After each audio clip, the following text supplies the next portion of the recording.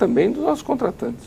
Agora, isso significa musculatura, doutor Roque. Para ter uma tecnologia adequada, para ter uma mão de obra altamente qualificada, capaz de desempenhar bem a sua tarefa, é preciso ter capital.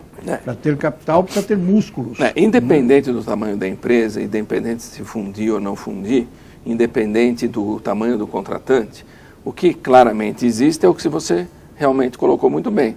Precisa ter desenvoltura, produtividade e qualidade. As empresas maiores, eventualmente, per si, internamente, podem fazer trabalhos. Porém, as empresas menores também têm que realizar produtividade e qualidade. E, eventualmente, elas consigam isso muito mais facilmente trabalhando nos programas de compartilhamento e desenvolvidos pela Associação das Empresas. Quer dizer que, basicamente, é isso. Poderá haver uma concentração, tanto bancária como das empresas grandes, mas a prestação de serviço nunca vai ser centralizada. Ela vai ser cada vez mais descentralizada em função da criação... Cada vez mais, não sei. Ela continuará a possuir espaço para as empresas menores trabalharem. E eu diria que até a associação tem que pensar nisso. Ela tem que pensar em todos. Sempre, como estamos tentando e como eu tento falar, tanto para associadas quanto para o pessoal que toca a associação, que são vocês e as suas equipes, tá certo? Tem que pensar em todos e desenvolver produtos para todos. Efetivamente, o interesse das empresas maiores pode ser muito mais institucionais e o apoio na associação ser muito importante do ponto de vista institucional. Do ponto de vista de operações, pode ser que as empresas maiores não tenham muito interesse nos trabalhos da associação. E certamente as empresas menores terão muito mais interesse nos trabalhos da associação. Está muito bem. Então, pensando no relacionamento das empresas de cobrança com os contratantes, ou seja, os donos do crédito inadimplido, que deve ser recuperado, quais são os desafios futuros que poderão ser objetos de análise, discussão e encaminhamento no contexto do 5º Congresso? Olha, a taxa de juros, a gente deve estar num momento de crescimento, mas essa taxa de juros vai cair. Então, o desafio da redução de custos e do aumento da produtividade sempre será um dos objetivos a serem tratados nos nossos congressos, tá certo? Por quê? Porque nosso interesse é o interesse dos contratantes. Então, produtividade e redução de custos. Por outro lado, a questão do marketing e da captação de consumidores é cada vez mais onerosa. Portanto, também tem que ser discussão nossa a questão da cobrança com a retenção de clientes e a questão da produtividade da cobrança com custos adequados nas diferentes classes sociais e diferentes tipos de gerações, né? O objetivo da redução da inadimplência deve ser sempre perseguido pelo mercado e pelos contratantes. E nós sabemos que a inadimplência é um fato da vida. Então nós temos que trabalhar sempre no apoio aos contratantes, no retorno desses consumidores ao mercado consumidor, né? Esses que viraram momentaneamente devedores. Porém, nós temos que resgatar esses consumidores. O senhor colocou logo no início da resposta a essa indagação do Orlando, acreditar que a taxa de juros pode diminuir. Mas nós não estamos assistindo, doutor Roque, exatamente o contrário, quer dizer, o governo aumentando a taxa de juros para ver se consegue debelar a inflação? Olha, isso é uma questão complexa, né? Do ponto de vista econômico, se o único instrumento para debelar ou para administrar a inflação seja o aumento da taxa de juros. Eu, particularmente, sou contrário, porém, a taxa de juros vai subir, a tendência é de subir, o que não significa que vai permanecer alta. Em um determinado momento ela vai ter que cair, neste ano, talvez, no ano que vem, sem dúvida. Não dá para ter a maior taxa de juros do mundo. Verdade. E a redução da taxa de juros pressiona o sistema de crédito nas suas margens. Então o sistema de créditos tem que ser muito mais eficiente para manter as suas operações. Né? Doutor, nós gostaríamos agora de falar sobre desafios propostos pela questão do emprego.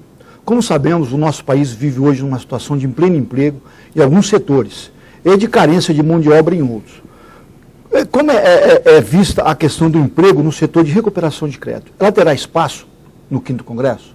Olha, nós somos prestadores de serviço e somos um dos maiores contratantes ou geradores de emprego. 70% é primeiro emprego, 30% são negociadores antigos. Então não há como não tratarmos a questão de emprego nas nossas atividades e no nosso Congresso. Mais que 50% dos nossos custos estão na mão de obra. E essa mão de obra tem que sair da linha de custo para ser uma linha de parceria com os nossos empregados, tendo em vista que nós só recebemos sobre taxa de sucesso. Não é para menos que a gente despendeu muito esforço nos últimos 2 anos para conseguir a validação do nosso sindicato, que é o Sindicato das Empresas de Cobrança do Estado de São Paulo, e estamos apoiando os outros sindicatos no Brasil.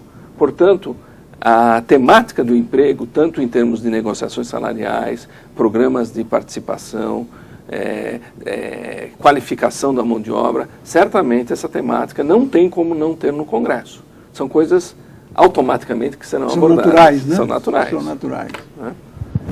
Doutor Roque, do emprego, em um caso típico de logística reversa, passamos à questão da qualificação e do aprimoramento da mão de obra que trabalha no setor de cobrança e recuperação de crédito.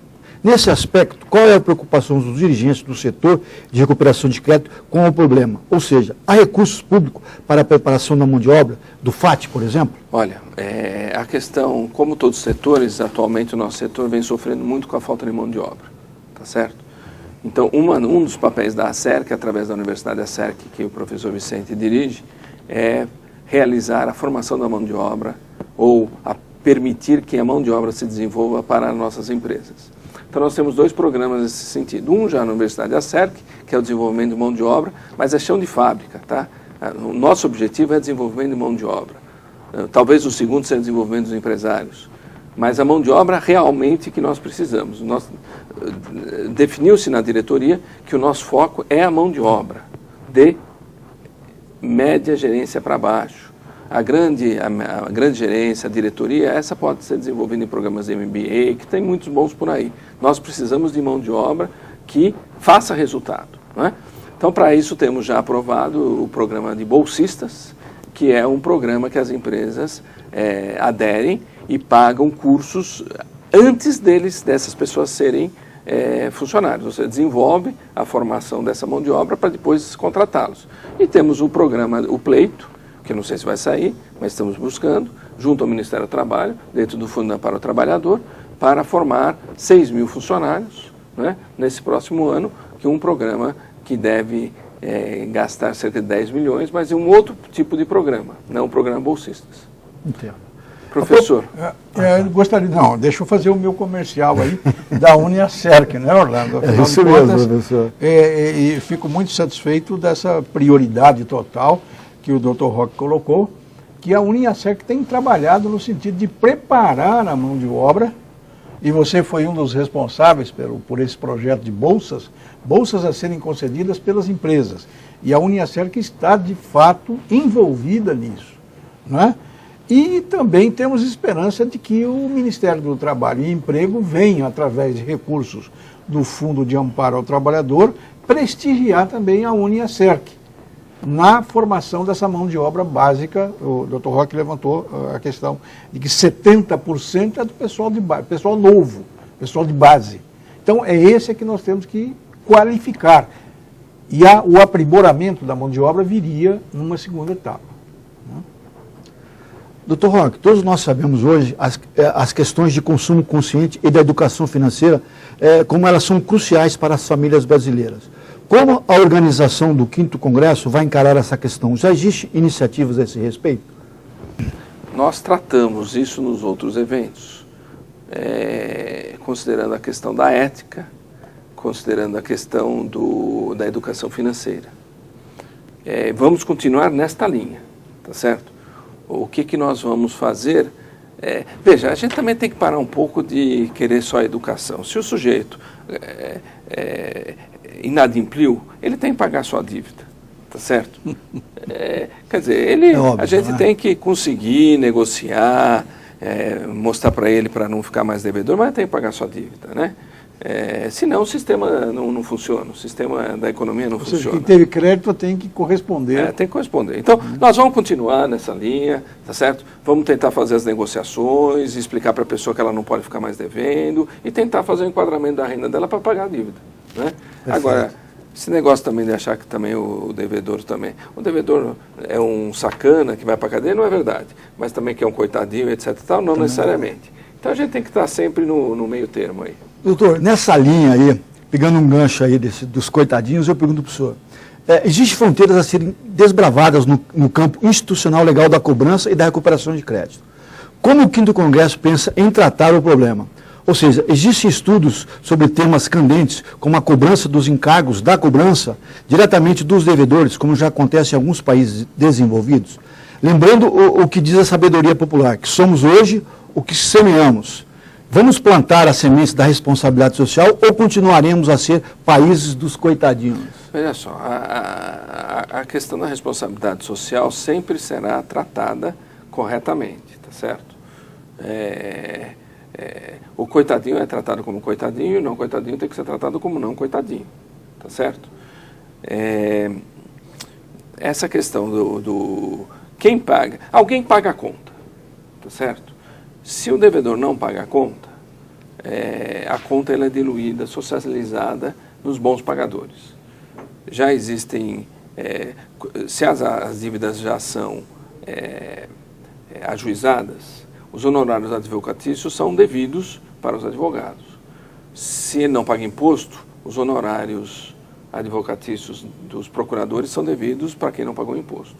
Se ele não paga carro, já na esfera judicial, ou seja, a cobrança de carro, quem tem que pagar é o devedor. Na cobrança de imóveis, quem tem que pagar também é o devedor. Isso eu acho que é um amadurecimento, no sentido de que, quanto o serviço quem paga é quem toma. Quem deu razão a algum tipo de prejuízo a alguém deve pagar suas custas. Evidentemente que se uma empresa me contrata para prestar serviço de cobrança, ela tem que pagar porque ela me contratou. Mas se eu comprei uma carteira e o devedor é que está me devendo, o devedor tem que pagar a minha conta. Então isso é uma coisa muito sensível, depende do lado como nós estamos discutindo, tá certo? Quem paga a conta, agora quem paga a conta é quem contratou o serviço, ou quem deu dano a alguém. Então esse tem que pagar a conta. Tá certo. Doutor Roque, o nosso tempo chega ao fim.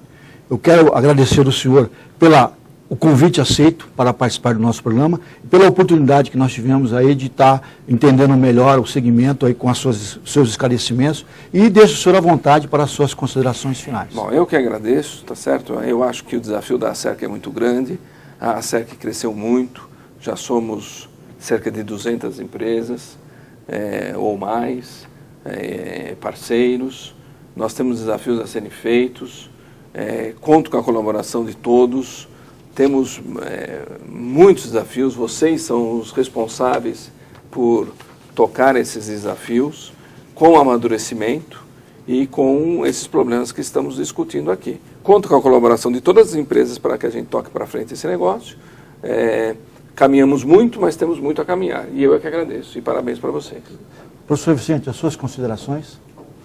Só o prazer de estar aqui, Orlando, na sua companhia e na companhia do Dr. Roque, o presidente da ASERC, e dizer que nós estamos trabalhando em prol das empresas para que elas possam cumprir adequadamente o seu papel na economia brasileira. Muito obrigado, Orlando.